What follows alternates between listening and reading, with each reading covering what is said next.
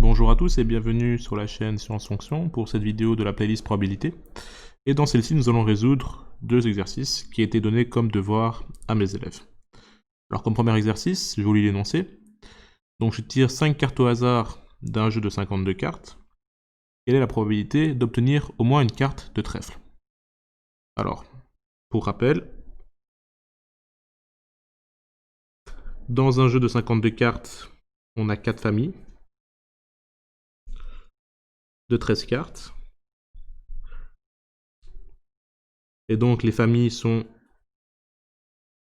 Alors, les familles sont cœur, pique, carreau et trèfle. Ok. Deuxièmement, dans l'énoncé, il y a une chose qui devrait un peu plus nous taper à l'œil. C'est-à-dire qu'on utilise un mot-clé qui est assez important, et dans ce cas d'exercice, dès que vous voyez ce mot-clé, vous savez que c'est cette méthode-ci que vous devez utiliser. C'est un peu une recette de cuisine que je vous donne pour réussir un peu plus facilement cet exercice-là. Et donc l'astuce, c'est, dès que vous voyez le mot-clé au moins, donc ici on voit bien clairement que j'ai au moins dans ma phrase, on me demande de calculer la probabilité d'obtenir au moins une carte de trèfle, vous devez utiliser le complémentaire. Et donc je vais faire un petit astuce. Alors, 2 points, au moins. Dès que vous voyez ça, flèche complémentaire. Alors, pour rappel, le complémentaire, ça se calcule comment? Eh bien, la probabilité de A est égale à 1 moins la probabilité du complémentaire. Donc, je vais dire par là, une fois qu'on a le complémentaire, comment est-ce qu'on calcule la probabilité que l'événement A se produise? Eh bien, en utilisant cette relation que nous avons vue dans la vidéo précédente et que j'avais par ailleurs démontrée. Donc ça, ce seront vraiment les deux formules majeures que je vais utiliser. Donc la première formule est le fait qu'on a le complémentaire. Donc on va utiliser la formule du complémentaire, qui est celle-ci. Et la deuxième formule majeure est le fait qu'ici on se rend bien compte que dans notre situation, on nous dit qu'on tire 5 cartes au hasard, d'un jeu de 52 cartes. Donc on est d'accord que lorsque je tire 5 cartes au hasard, chacune de mes 52 cartes a autant de chances que les autres d'être piochées, d'être tirées au sort. Il n'y a aucune de mes 52 cartes qui est favorisée par rapport à une autre. Il n'y a aucune de mes 52 cartes qui a plus de chances qu'une autre d'être tirée. Elles ont toutes la même probabilité d'être tirées, c'est-à-dire sur 52 cartes, chaque carte a une probabilité de 1 chance sur 52 d'être tirée. Et donc on voit bien que ici, je suis face à une situation équiprobable. C'est-à-dire que toutes les combinaisons de 5 cartes que je peux avoir, donc si, imaginons, vous répétez l'opération de tirer 5 cartes d'un jeu de 52 cartes plusieurs fois, eh bien, toutes les combinaisons de cartes que vous pouvez avoir sont équiprobables. Il n'y a pas une combinaison de cartes qui est plus favorisée qu'une autre. Vous avez autant de chances, par exemple, d'avoir un 1 de cœur, un 2 de pique, un 3 de trèfle, un 4 de carreau et une dame, peut-être une dame de cœur, qu'avoir, par exemple, 5 as dans les mains. 5 as, qu'est-ce que je raconte? D'avoir 4 as, c'est peut-être un roi dans les mains. Donc, il n'y a aucune combinaison qui est favorisée par rapport à une autre. Chaque combinaison a la même probabilité de sortir qu'une autre. Et donc, face à cette situation équiprobable, qu'est-ce que je peux utiliser? Eh bien, rappelez-vous, on avait vu dans les premières vidéos sur les lois de probabilité, on avait vu justement la formule de Laplace. Il nous dit que lorsqu'on est face à une situation équiprobable, si je souhaite calculer la probabilité de A, eh bien, je vais faire comme suit. Je vais faire le nombre de cas favorables divisé par le nombre de cas possibles. Nombre de cas possibles. Alors, on sait que le nombre de cas favorables est oméga, donc le nombre de cas favorables. Le nombre de cas possibles, excusez-moi, est oméga. Et donc, on peut directement dire que le nombre de cas possibles, donc le nombre de cas possibles, c'est-à-dire le nombre de toutes les combinaisons de 5 cartes que je peux tirer, est égal à quoi? Est simplement égal à la combinaison, une combinaison de 5 sur 52. Et donc ceci, eh bien, toutes les combinaisons de 5 cartes que je peux faire avec 52 cartes, et cela définit entièrement mon oméga, donc oméga est égal à toutes ces combinaisons de 5 cartes que je peux faire sur mes 52. Bien, donc on a déjà une partie du calcul. Et maintenant, on aimerait calculer justement le nombre de cas favorables. Alors, je vais passer justement par un petit détour. Le détour que je vais prendre est le calcul du complémentaire. Alors, comment est-ce que je vais faire?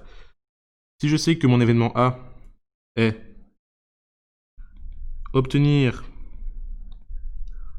au moins une carte de trèfle,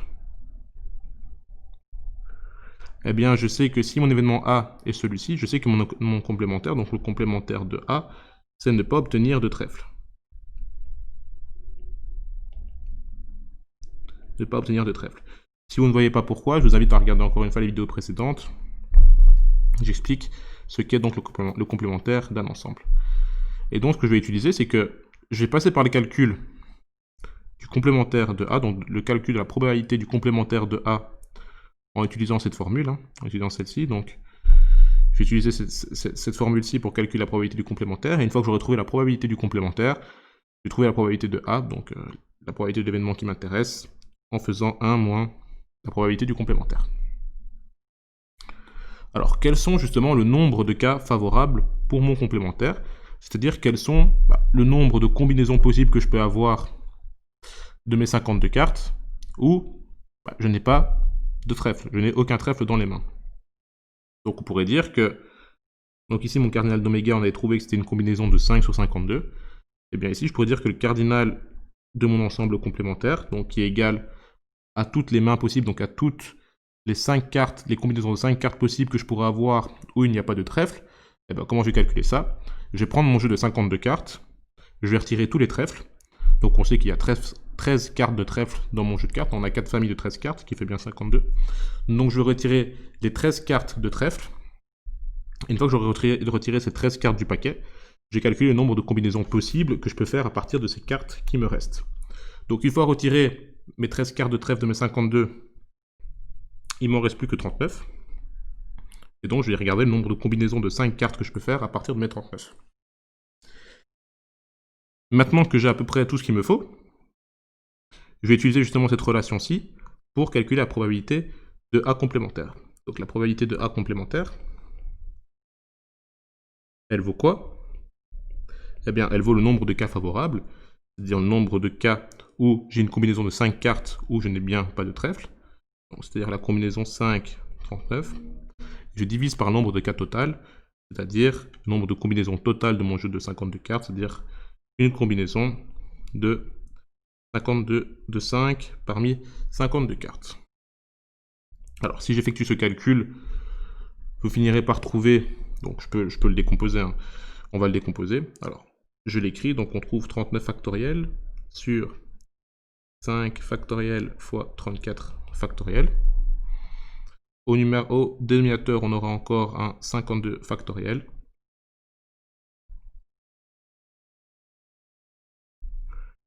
Et au numérateur, on aura donc 5 factoriel encore, multiplié par 47 factoriel. Voilà, donc on va essayer de mettre un peu plus d'ordre. Donc on voit directement que je peux simplifier le 5 factoriel avec celui-ci.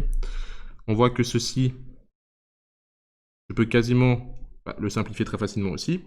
Et je peux simplifier ceci très facilement aussi. Et donc au final, il me restera plus que 39 fois 38 fois 37 fois 36 fois 35. Le tout divisé par 52 fois 51 fois 50 fois 49 fois 48. Et donc, une fois que je fais ce petit calcul, j'obtiens que la probabilité de A complémentaire est égale à... Je prends ma petite calculatrice. Hop là. Je divise.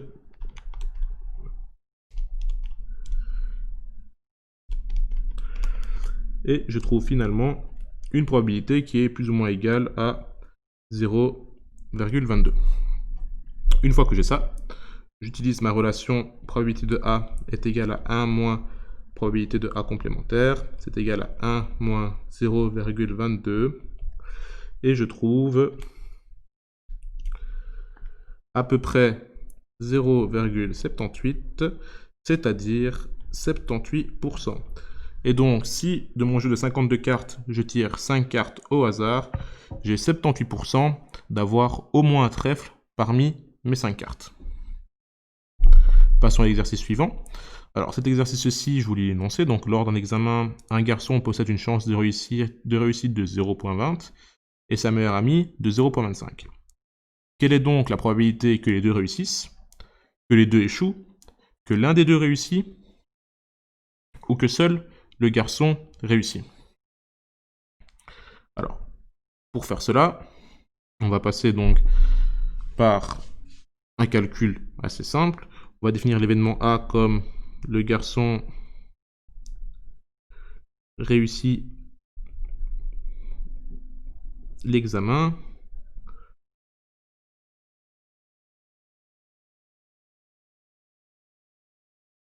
L'événement A complémentaire comme le garçon échoue.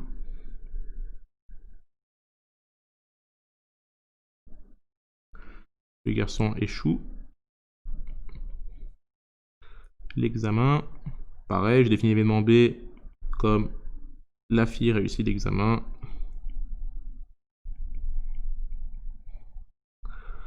Et l'événement B complémentaire, la fille échoue à l'examen. Alors, une chose à remarquer, donc qu'est-ce qui va être utile pour résoudre cet exercice-ci? Alors, on voit bien qu'on a deux événements, hein, A, B et leur complémentaire. Une chose à prendre en compte est que l'événement A et l'événement B sont indépendants. Et ça, on le comprend bien. C'est-à-dire, peu importe que le garçon réussisse ou pas son examen, ça n'influence en rien le fait que la fille a toujours autant de chances de réussir. Que le garçon échoue ou que le garçon réussit, ça ne change en rien la probabilité que la fille réussisse son examen, qui est fixée à 0,25. Et donc on sait que A et B sont indépendants. Alors par le même raisonnement, on voit que le complémentaire aussi. Donc A complémentaire et B complémentaire sont indépendants. Et pareil, A complémentaire, B et B complémentaire et A sont indépendants. Donc pour faire simple, tous mes événements que j'ai ici sont indépendants de A2. Ok.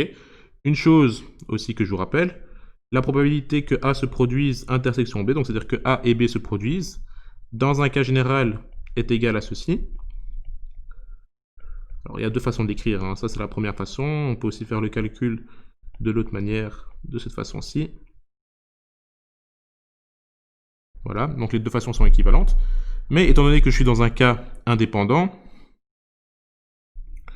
donc j'ai une indépendance entre A et B, entre tous mes événements comme je l'ai expliqué pris de A2, eh bien j'ai que donc la probabilité de A intersection B est simplement égale à la probabilité de A fois la probabilité de B. Et une fois que j'ai fait ceci, j'ai quasiment fait le plus dur pour mon exercice. Le reste, c'est que de la traduction du français aux maths. Donc si par exemple je prends la première, qui est la probabilité que les deux réussissent. Et donc ici, on aimerait clairement calculer la probabilité que A intersection B.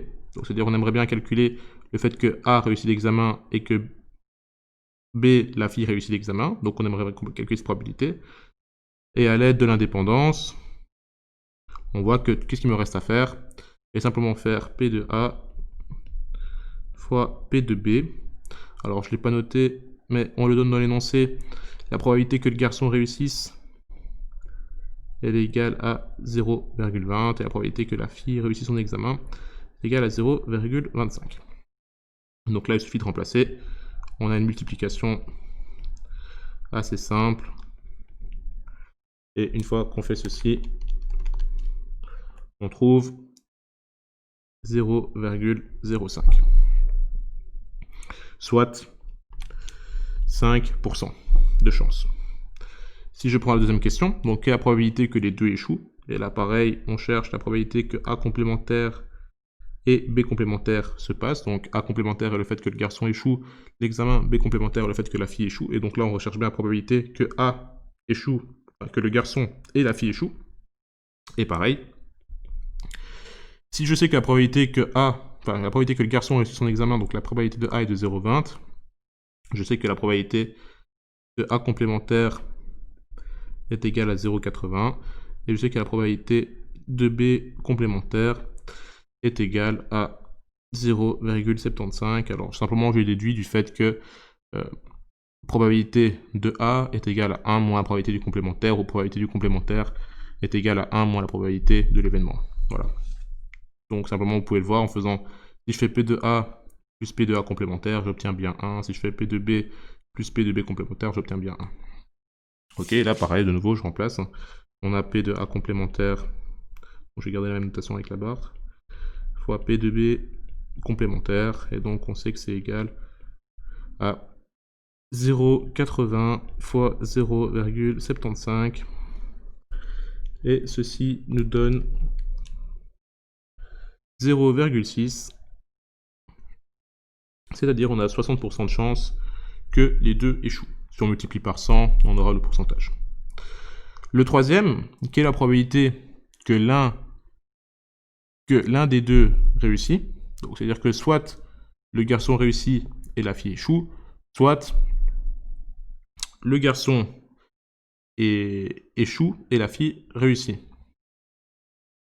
Alors comment est-ce qu'on pourrait calculer cela? Eh bien, on nous demande simplement la probabilité que soit le garçon réussit et la fille échoue, ou, donc là je dis les unions, le fait que le garçon échoue et la fille réussit. Ici on a bien des ensembles complètement disjoints, donc A inter B complémentaire est disjoint par rapport à A complémentaire inter B, donc les ensembles sont bien disjoints. Et qu'est-ce qu'il me reste à faire? Il me reste simplement à faire P de A inter B complémentaire plus P de A complémentaire inter B. Ok. Je remplace avec, donc je remplace la probabilité des intersections par le produit. Et donc ici on a produit de A, probabilité de A fois probabilité de B complémentaire, plus probabilité de A complémentaire fois probabilité de B. Donc là encore une fois il suffit de remplacer.